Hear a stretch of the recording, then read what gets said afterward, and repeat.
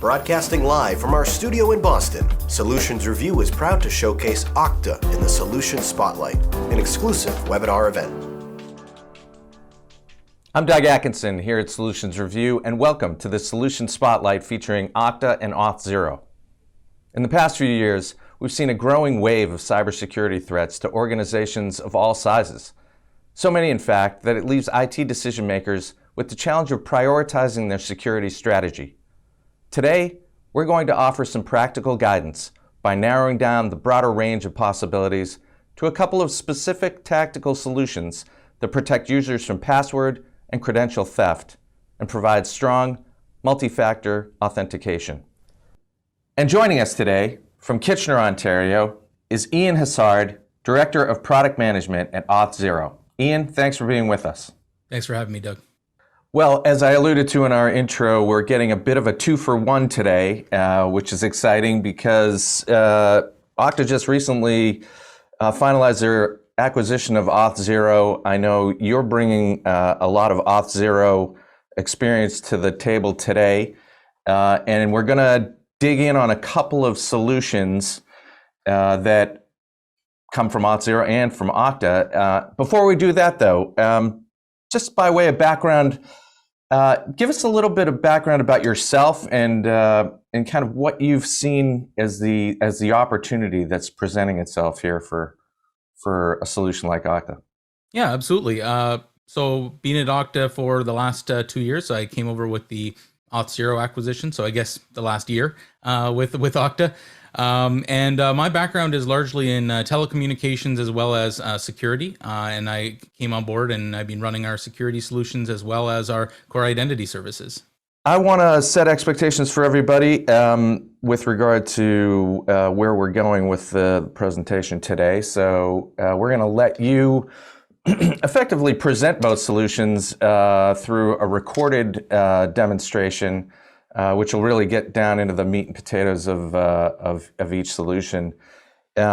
First up is going to be Credential Guard. Is that correct from Auth0? That's correct. We're going to talk about Auth0's Credential Guard, which is part of the attack protection side of the product. So we have a set of features that are designed to protect end users when customers are trying to provide identity solutions. So that's what we're going to see first. Excellent. I know this is a new solution that just was released to the public basically February timeframe, just a few months ago. Yes. Excellent. Well, I'm going to let you take that. Then I'll jump in after that presentation. We may have just a couple of questions around that, and then we'll walk through the next section of the demonstration, which will be the Okta multi-factor authentication. All right, let me queue up the Credential Guard demo. Credential Guard is a feature within our attack protection portfolio that allows us to protect users from account takeovers. We provide that protection by using known data breaches as well as intel sourced via dark web scanning to protect users from anyone trying to use their username and password to maliciously log into their account. This is often done by bots perpetrating a credential stuffing attack. Credential stuffing is the means in which a large amount of data, typically usernames and passwords, are used to log into a user account and then subsequently can get access to their information, whether it be credit information or otherwise take over the account, change the password, and then that account is no longer accessible by the legitimate user. Ultimately, we're trying to protect users from attackers taking over their accounts. What we're going to do today is show you how this feature works and how it protects end users from malicious actors. First and foremost, it's worth mentioning that breach password detection has always been a capability of Auth0 for a number of years. And that protection was using a certain provider that was actually providing the breach password, but the timeliness of that breach information was tied to when data breaches became publicly available. Credential Guard is a combination of multiple different sources of both dark web information that's made available as quickly as the breaches occur, as well as known public breaches. There's also malware collected information from users' devices that have become compromised. What this means is allows us to react faster and provide protection faster to customers from data breaches that occur on other third-party websites, and when those credentials are reused by bots in malicious credential stuffing attempts. It's worth mentioning that all users get some form of breach password protection no matter which plane you're on at Auth0. The benefit of Credential Guard is only available to our enterprise customers that are enrolled in our attack protection products. So let's get into the demo. This is going to be demonstrating the enterprise plan. So first and foremost, we're in the Auth0 tenant dashboard. The tenant dashboard is where administrators go to configure any features within Auth0 if they're not using our API to do so. So first, we're going to go into the attack protection area of the tenant dashboard. We're then going to go to breach password detection. And here you're going to see that you have the choices between when data breaches are published, which is again the standard breach password offering, and then we have our Credential Guard offering.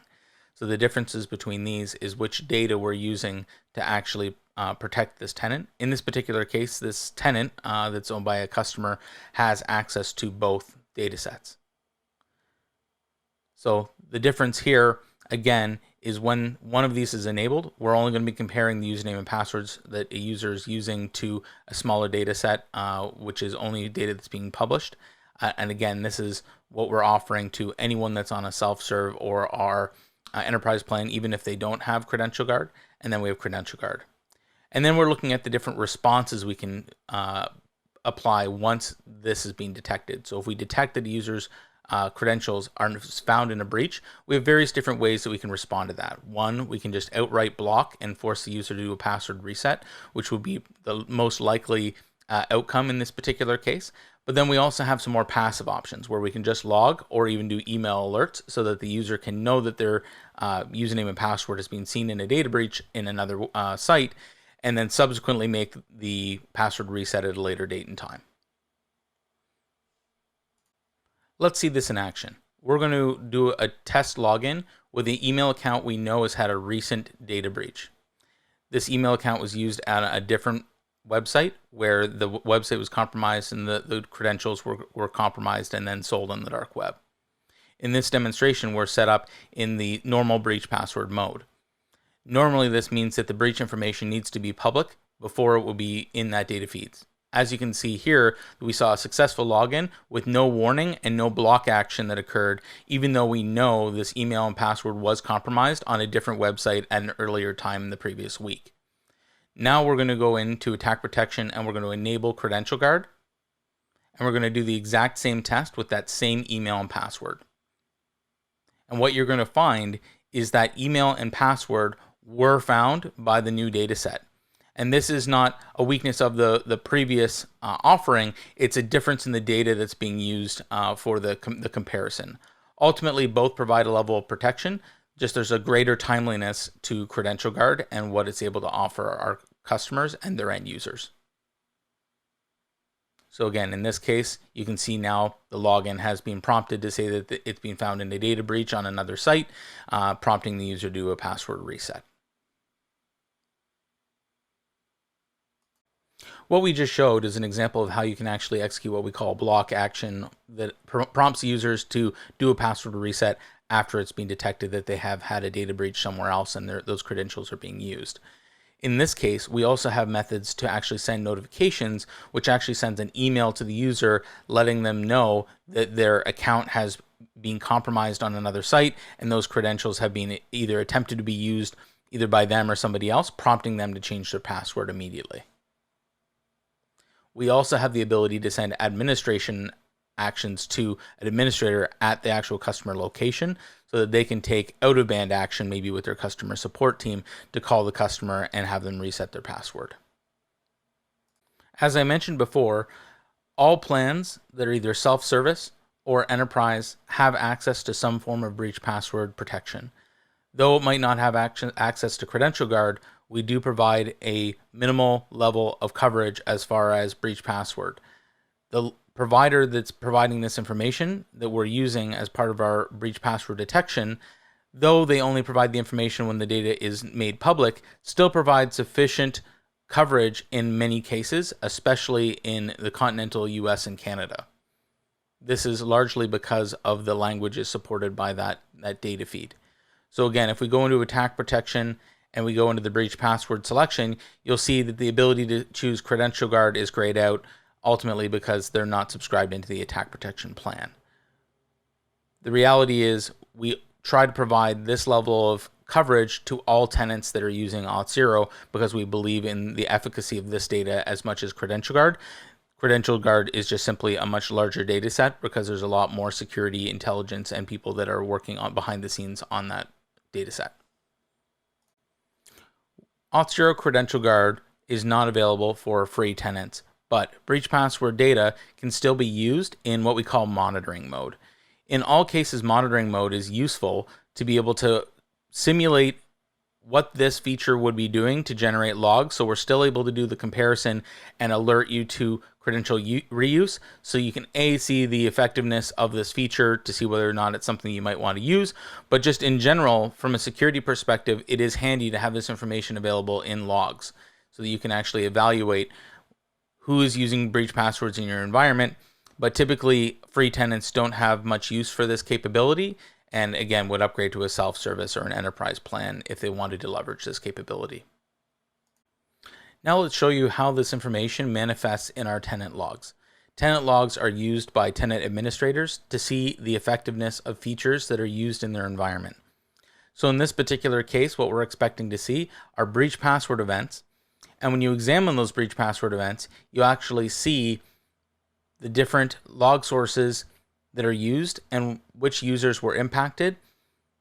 And this is really helpful from a security professional perspective that's analyzing this information. We have mechanisms that allow you to stream this data out to third-party platforms like Datadog or Splunk, and being able to analyze this and be able to provide this intel to your security team. This concludes our demonstration of Credential Guard. I hope you found it useful and insightful into how we use security intelligence in protecting end users and our customers. If you have any other information, please go to www.auth0.com.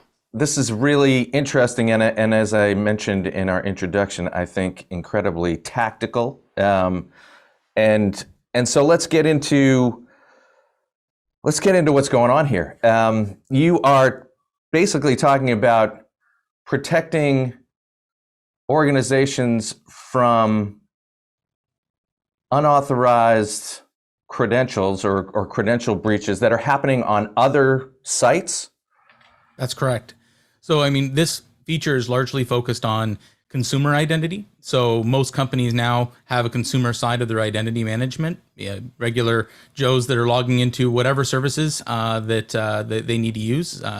And what we're providing here is a solution for being able to operationalize threat intelligence like known breaches. So your site X, site Y gets breached, but credential reuse is so common. We want to be able to protect your site against that breach that occurred over there to make sure that that user's credentials don't get compromised and turn into an account takeover event.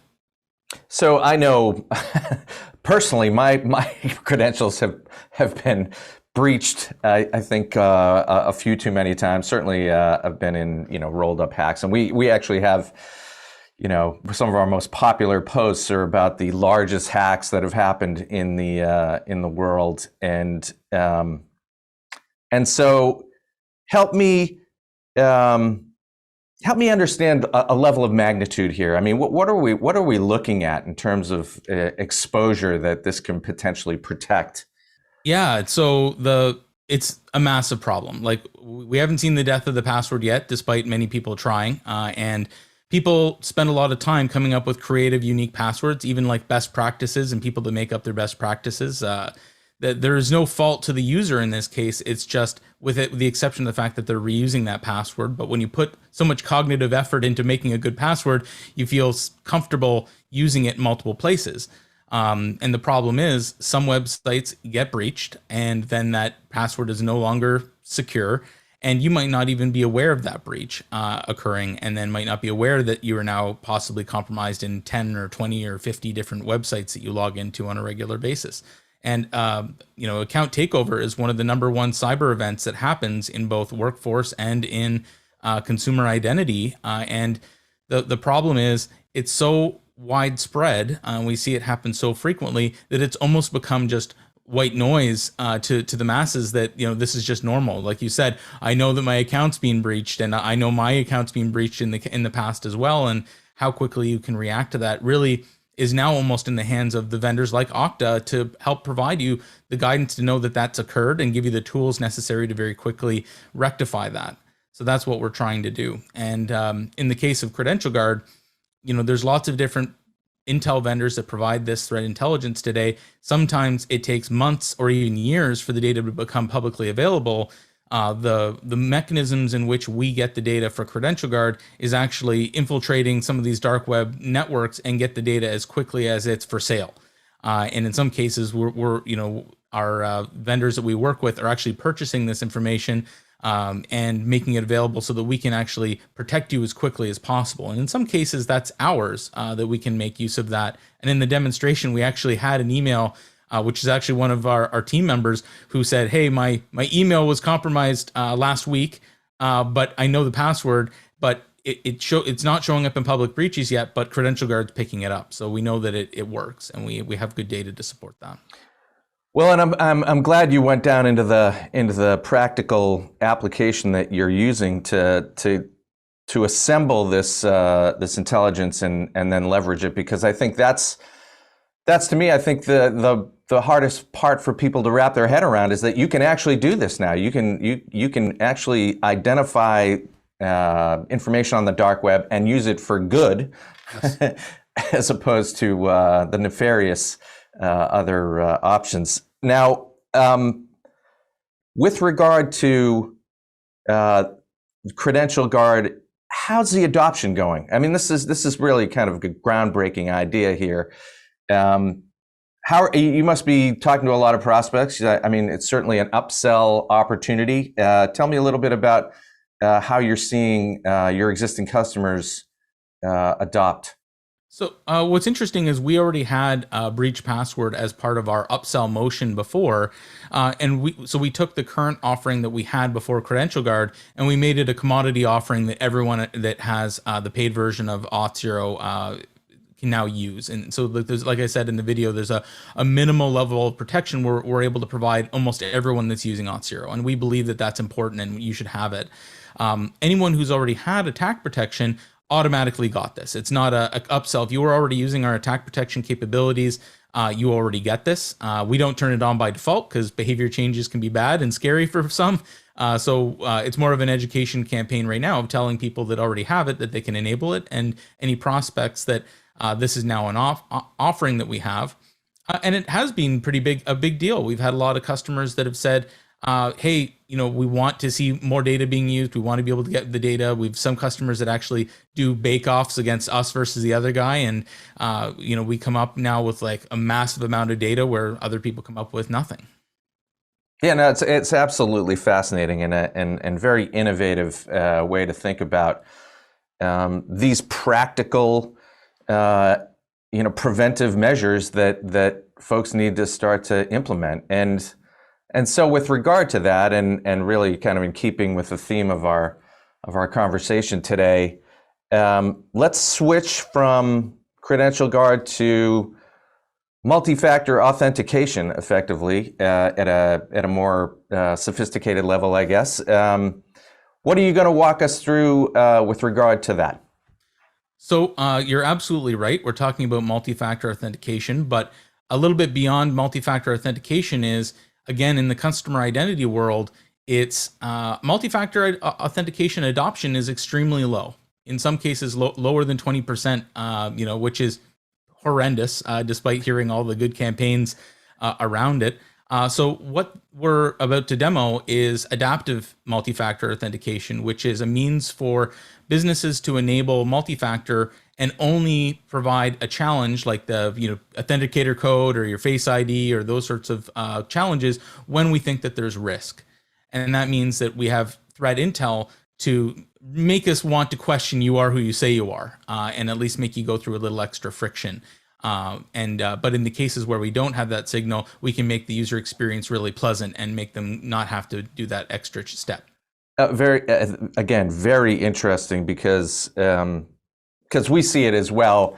There's human friction in adopting higher levels of security, despite everybody's awareness that these things are absolutely necessary to protect critical information. So I think it's fascinating that you are now recognizing that you need to innovate around the behavior that is clearly showing with a 20% adoption rate.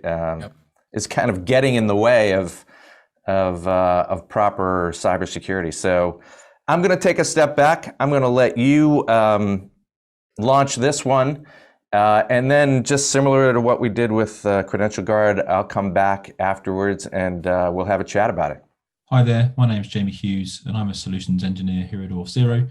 And today I'm here to talk about the new adaptive MFA feature as part of the Auth0 platform, and also give you a demonstration of that feature as well. So let's start off by jumping across to our public documentation on how to actually go about enabling adaptive MFA. And first, let's talk a little bit about how it works. So, adaptive MFA is there in the platform. It's a huge investment area for Auth0 to help our customers secure their customer accounts, their end user accounts, in increasing threats that are out there, such as credential stuffing attacks and account takeovers. And adaptive MFA is really aimed to help combat those security threats. But it's also designed with the balance of security and user experience in mind, giving we're talking consumer identity and access management, and it's being absolutely vital to ensure that the users aren't experiencing extra friction when it's not necessary to actually add that friction into their pipeline. So adaptive MFA is there to solve that exact use case. Effectively, what we're doing in Auth0, for every user transaction, we are assessing that transaction and some assessors, which I'll talk about in a second, as part of that transaction. And then we're basically producing, outputting, calculating, however you word it, a confidence score. Now that confidence score can carry a value of high, medium, or low. And it's the low confidence score that Auth0 will actually trigger MFA for your users as the default behavior. So in that scenario, Auth0 is handling the MFA challenge, or the MFA policy, I should say. So we've got a flow diagram of here of specifically how it works for the supported flows, and there's various decision points here. The key one I will talk about in a second is if a user who's not enrolled in MFA happens to have a low confidence score, and basically the scenario, what would happen there, because obviously what we wouldn't want to happen is we wouldn't want the user authentication to be associated or be, actually the requester is a malicious actor, and then they have the ability to enroll in the MFA fact. Obviously that completely defeats the point of the feature here, the objective. Obviously, we wouldn't want them to achieve account takeover and actually have enrolled in the multi-factor authentication option themselves. So I'll talk a little bit about that in a second, but ultimately it's these three assessors which are being calculated in real time. And as I said, there is an overall confidence score of high, medium, or low. Low being that we believe the traffic is malicious, it's a bad actor. High being that we're highly confident it is actually the end user themselves. And we also provide the confidence score for each one of these assessors as well. So we're tracking the user's device history. Have we seen the user attempt to sign in from this device before? Have we, when they're looking at the user's travel history and their location history, has the user attempted to sign in from a previous geolocation? And then we're looking at things like impossible travel, substantial travel, and actually calculating whether it was possible to move to that new location in that time frame. And then the last assessor here is looking at the user's IP address. Is that IP address suspicious? Is it known to deny lists?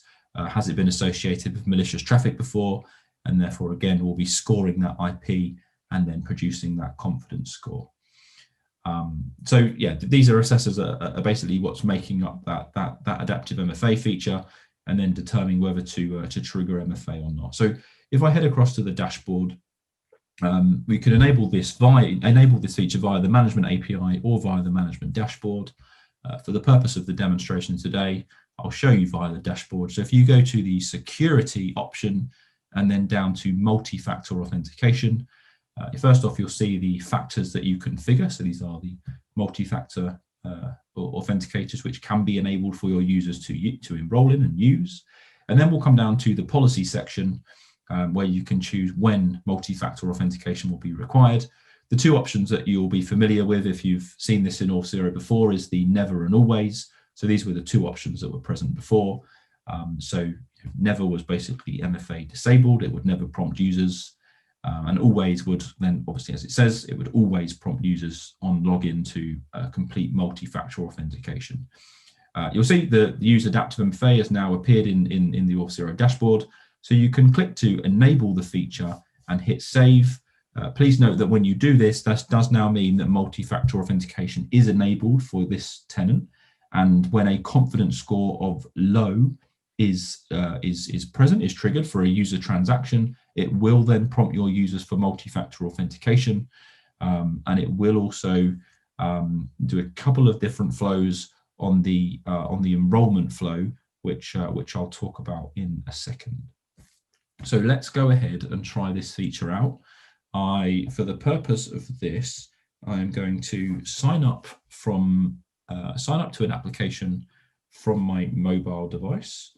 So Travel0 mobile app. I've also got the web app equivalent to show you using different devices. The other key thing to note here as well is that I am actually using a VPN on my phone at the moment. So I am actually currently in a geolocation of the United States.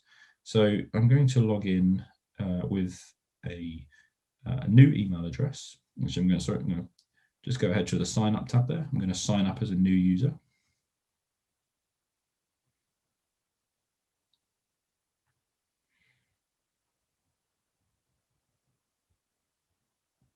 I'm just going to create a fake password for now, and I'm going to sign up. Now that's going to log me into the mobile app. There we go. We can leave that where it is. And now what we can do is we can go across to the user management. We can see this new user being created here, and we can go into the history or the event history of that user. And we can see, there we go, we can see the recent sign up and the recent login on the Travel0 mobile app. For an IP address associated with a geolocation of the United States. So we've now got obviously the adaptive MFA feature enabled. So if I head across to my web app and I am going to click to log in. Now note, when we signed up as this user obviously wasn't enrolled in multi-factor authentication. So therefore this user does not have an MFA authenticator. And that's key when we look at this first flow here. So I'm going to, yeah, that's correct. Yes. So now what you'll notice is that in this scenario, we're not going to prompt the user to enroll in an authenticator, because what we're actually saying is this transaction has now been deemed as risky. You can see the extra friction here on the screen. We've asked the user to verify their identity by providing an OTP here that was sent to their email address that they just used to sign up, and therefore we will not allow the user to basically enroll an additional authenticator and therefore own the multi-factor and therefore kind of support the account takeover. So if we go to Mailtrap, you can see here I've got my code that's been sent through, just using Mailtrap to trap emails. So I can go ahead and I can actually now complete that challenge, and now that's gonna log me in. Because there was risk associated, it was a confidence score of low, but the user didn't have an MFA factor enabled. We can go across back to the dashboard, and we can go into monitoring, and we can go and look at the log files, and we can now click on that successful login here, the one just before we triggered the, where are we? Successful login here. And we can now see the confidence score, which is here. So we can see the risk assessment data, which is now passed into all of the log files for every transaction, every user transaction. So we can see that the confidence score was low. And then we can look at the free assessments, which basically got us to that calculation. So, first off, the IP address wasn't found on any deny list, so the IP address had a good reputation. But you'll see here that the new device confidence was low. So we hadn't seen this user's device before, and therefore we were not confident it was the end user. And also as well, I did log in from the US, and then I immediately logged in from just outside London, UK. And we can see here that it's flagged the confidence score of low, and again, the impossible travel from last login. And that was exactly why that user was then prompted to complete that email challenge. And that was based on this flow here, as I said, because the user didn't have any enrolled authenticators. Had that user already been enrolled in MFA, they would have been prompted to use their enrolled MFA authenticator to complete that extra challenge. Now, like all of Auth0, we have default behavior, which is available out of the box via a toggle switch, which we've seen here, right? We've enabled the adaptive MFA feature. But if you're familiar with the rules engine, it's our extensibility point in the authentication pipeline where you can write your own JavaScript to define your own authentication policies. So if I go into the rules engine, now that default behavior can be overwritten by enabling some rules. So just make sure I haven't already got them enabled. So what we've done as part of the release of this adaptive MFA feature, we've added 2 new rule templates here, and we can see those here. We can see under the multi-factor section, we've got the adaptive MFA rule, and we've also got require MFA enrollment. Now that require MFA enrollment role, that would actually change the default behavior that you've just seen demonstrated.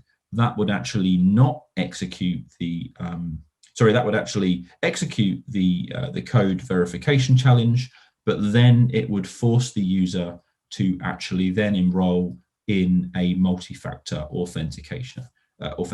So if we go ahead and actually just enable that role, so we'll come down here and we'll save changes.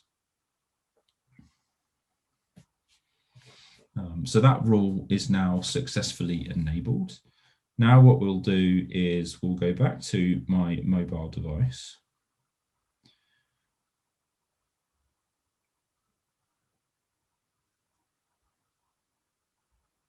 And just bear with me a second while I just log out as the previous user, and we'll basically sign up. We'll do a sign up flow and create a new user there as well.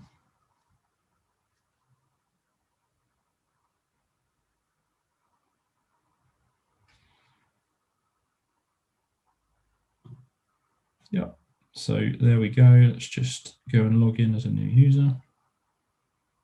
That's going to work. There we go. Perfect. So what we're going to do, we're going to sign up as a new user again. We're going to come along to here and we're going to say jamie.hughes. This time we're going to do +S6 at auth0.com.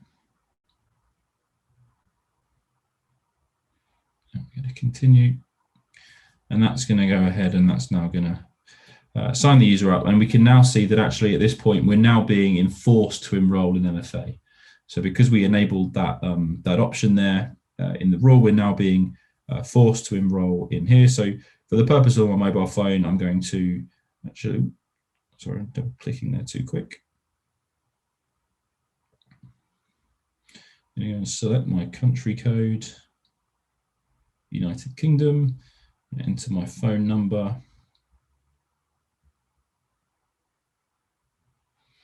And I'm going to enroll that there, should get the code, there we go, perfect. And now that's that user enrolled in SMS multi-factor authentication there. And again, we'll go to user management, we'll go to users. You can see that user there that's just been created. And we can come into their user profile. We can see they're enrolled with SMS multi-factor. We can go to their history and we can see that transaction there again. This time I was actually just using the mobile site. So I was not using the mobile app. I was just using the site from the mobile application. And again, we can see that traffic coming via my VPN at the moment. So if we go back to the Travel Zero application in the web again, and we now click to log in, and we go and log in as that end user again. So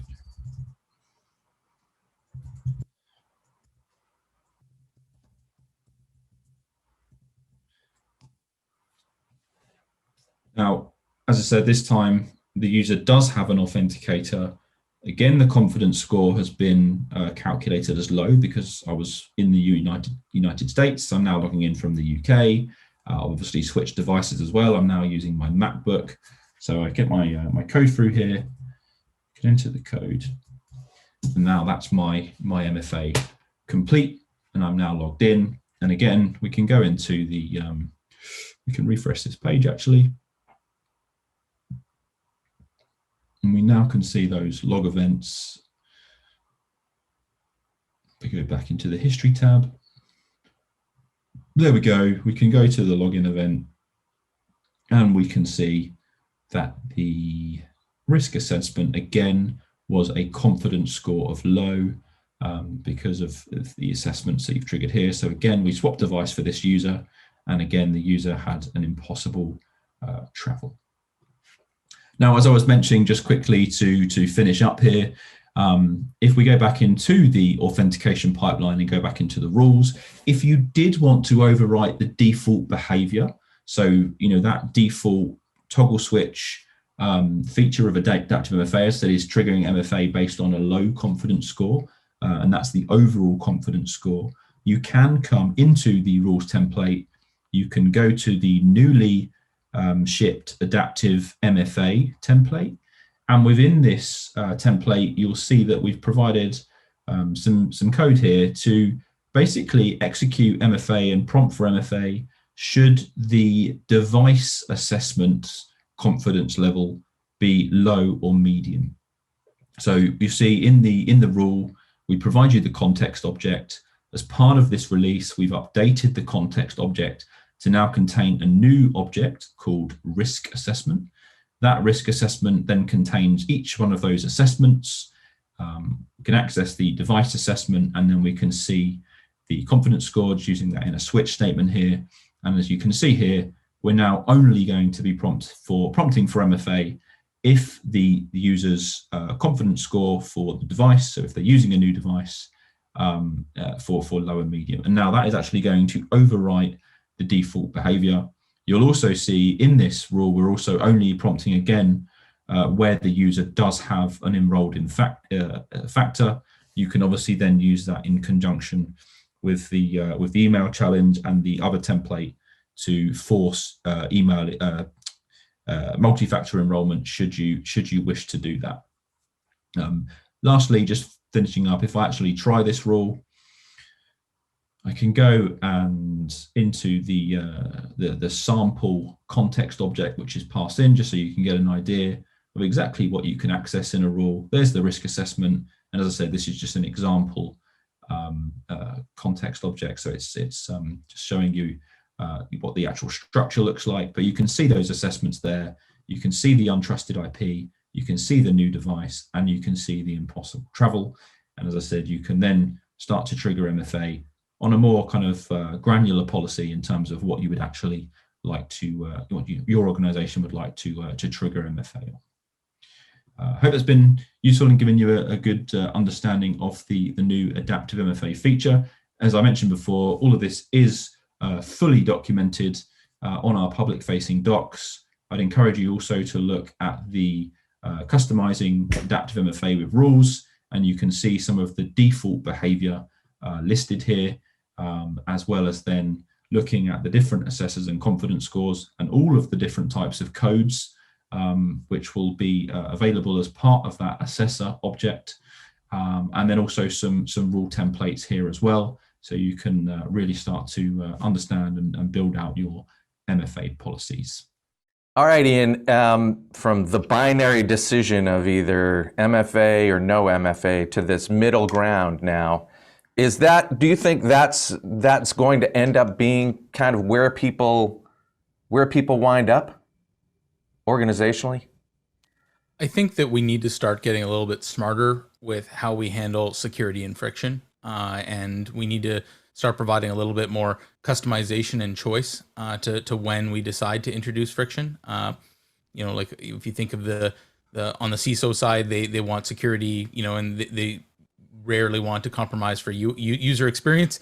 But in the customer identity world, that friction can cost business, and it can cause and also you don't want to necessarily force people into making decisions and how they interact with your platform.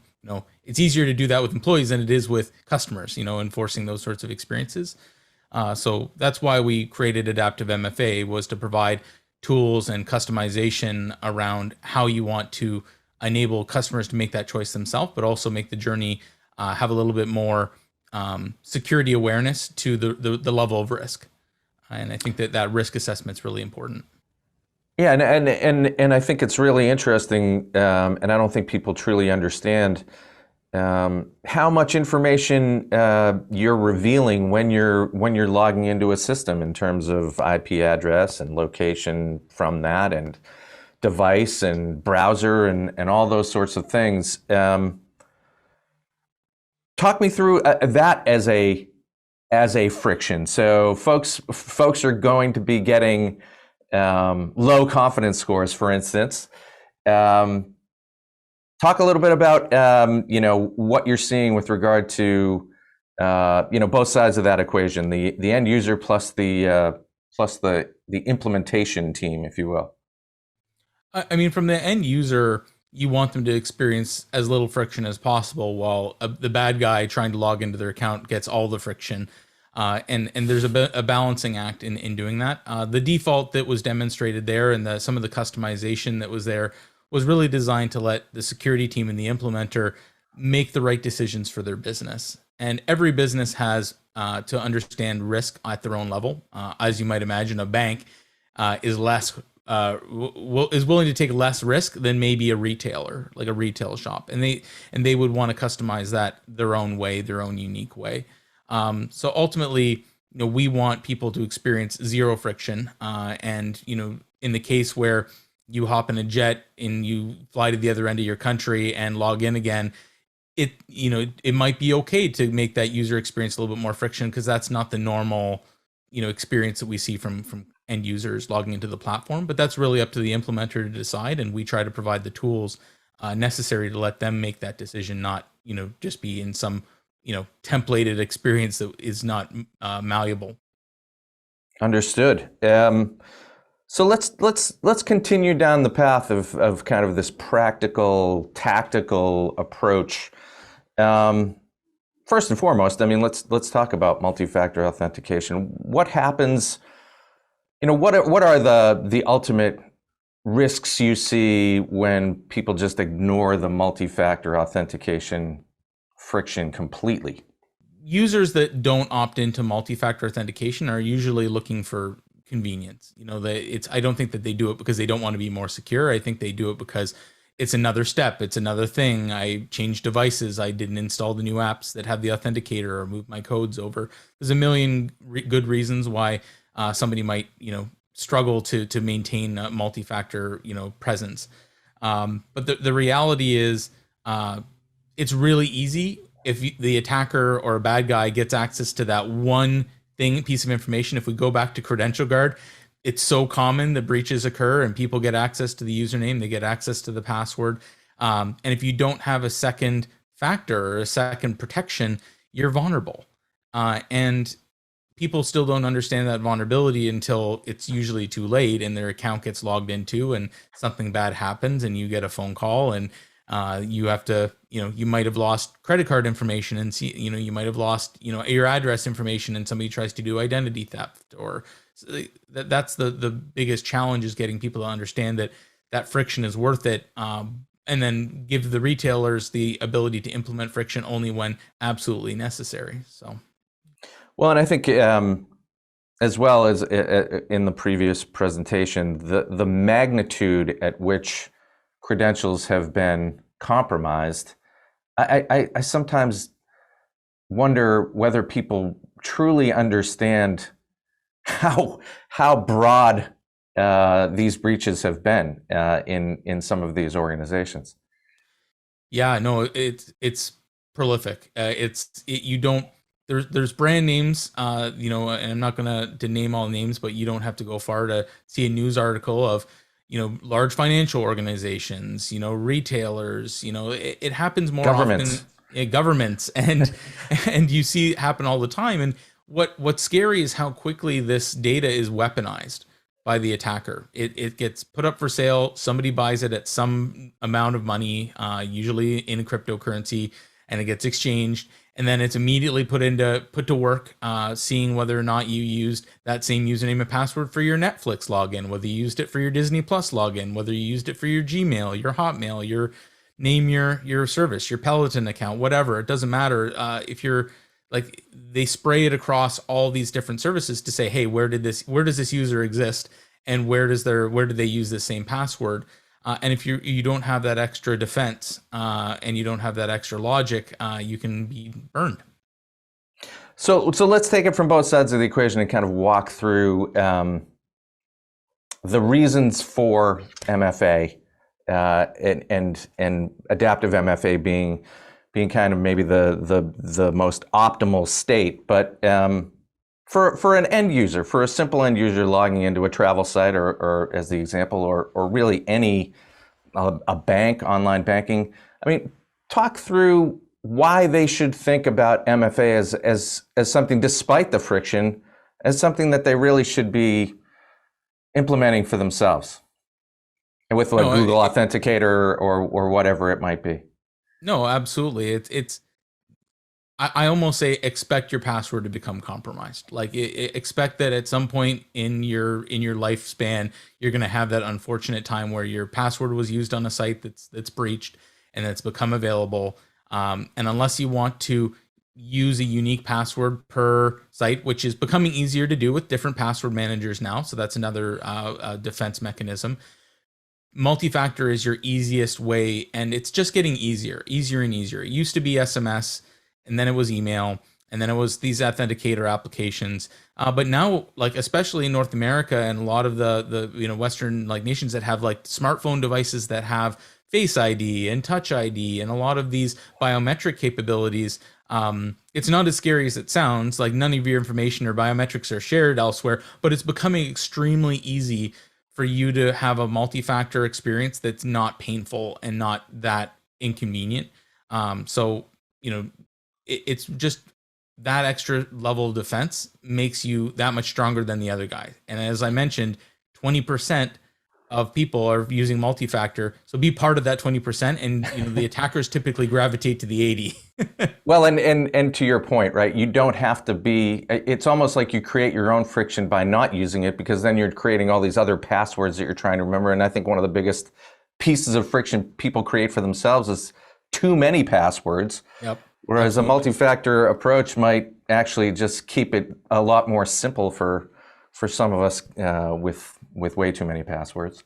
Yeah, and you're seeing the latest thing is using almost those biometric factors as the way that you log into things. So there is no password anymore. Like, you're hearing about passwordless, where you put in your phone number or you put in your email and you just get a code, or you have an app that's tied into your Face ID and you log in, and that experience is really pleasant. And but it has the power of multi-factor and knowing that you're a human being, and the device validating that you are who you say that you are, and there was no password at all in that exchange. And that's where we're going.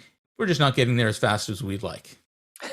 Well, so let's look at it from the other end of the equation, the organization implementing these sorts of multi-factor authentication protocols. What are you saying to them? What are they saying to you? What are you seeing in terms of the trends with regard to, I mean, clearly you've developed this solution as a way to get them to crawl before they walk, I guess. So tell us a little bit about what you're seeing on the organizational side.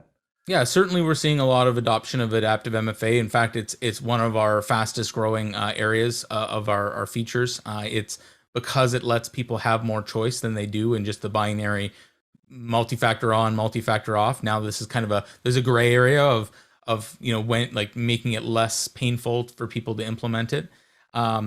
Seeing a lot of interest, especially in retail, and people that want multi-factor, but the friction can just be that, small line that people blame for not having the same transaction conversions. And marketing departments say, if only we had a smoother login experience and we just dealt with the fraud, like it would be easier to convert business. Like, those are the contenders in this this game. It's not just the security office, it's your marketing department, it's your product management office, it's your and you've got everyone and your development team all kind of saying, well, we want more security, or we want more user experience. And so we're seeing that this is a good middle ground to get people over the hump into getting people to adopt multi-factor.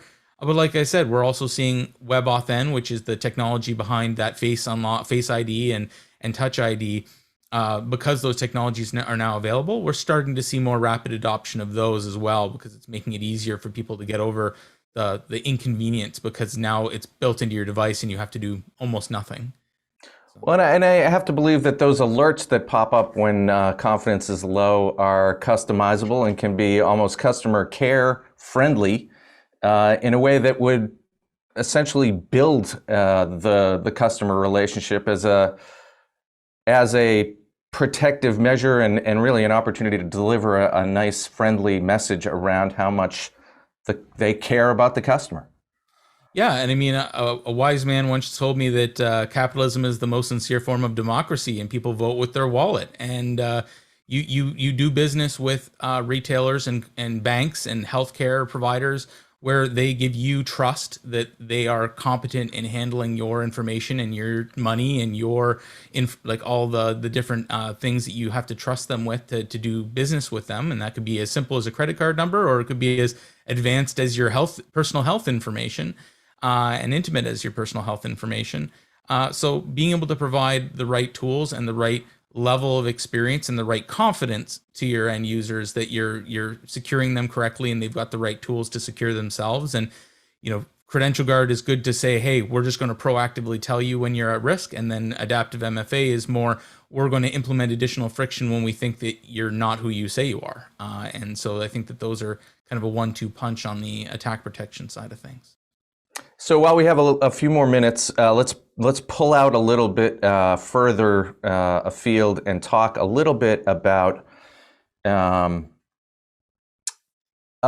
security strategy and what you're seeing. So obviously these are neat solutions within a larger platform that you're offering. And clearly they can toggle them on, toggle them off, which is great for existing customers. What are you advising people as they start to think about going to a next level identity and access management solution in general? The biggest competitor for us is do it yourself. People thinking, oh, well, we'll build it ourselves. Like, our development teams go and say, oh, we can do this better, faster, stronger, more secure, more what we need. And 99.9% of the time, that's not true. And it's always difficult because people go, hey, this is easy. How hard could identity be? And then 2 years later, there's a breach and they go, oh my God, it's way more complicated than I thought. So the first strategy is understand your end game. Do you want to be servicing and building this? Do you understand all the ins and outs of the technology? And you have to wrap your head around that first.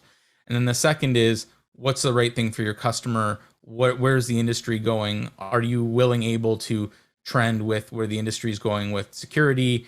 Get your CISO into the table. Like, most of these decisions around customer identity don't involve the security team. They only involve the development team and the product team and the marketing team. But they don't bring in these security risk signals, and they don't consider these risky components until it's shipped. So from a strategy standpoint, it's get everyone at the table that needs to be there, that has the right strategy and mindset. As much as the CISO is going to be pushing for stronger security, I'm sure if they had the ability of implementing strong security and not impact user experience, they would. That's a path that they would probably compromise on. And then realistically, you need to figure out the right security journey for your end users. Like, what's the right way to implement different capabilities and features to secure them without, putting them off. You need to give them confidence that you're looking out for their best interests, and then, you need to make sure that you have a means to get them there. Yeah, I mean, when we cover a lot of different enterprise technology categories, we classify them internally as a nice to haves and have to haves, and this is clearly a have to have for every organization. So, what's the best way for them to engage with you? If you're interested in more on Okta and Auth0 and Adaptive MFA or Credential Guard, you need nothing than go to our website, and we've got multiple ways to get you the information that you need. Auth0 offers even free tenants if you want to start kicking the tires and experimenting and taking a look at the technology. Advise you to go there and set it up and try it. And then there's more than enough ways in that platform. If you want to get more information, we're always here to help. So engage your Okta, sales or marketing. We're happy to give you whatever information you need. Outstanding. Ian, I want to thank you very much for that good conversation, important topic, and the very thoughtful approach by your organization. So thanks very much for your time today. Thanks for having me on. I appreciate it. You bet. Well, there you have it. Another solution in our spotlight. We want to thank Okta and Auth0 and Ian for that fine presentation, and we appreciate your attention as well. Until next time, I'm Doug Atkinson here at Solutions Review. Thanks for watching.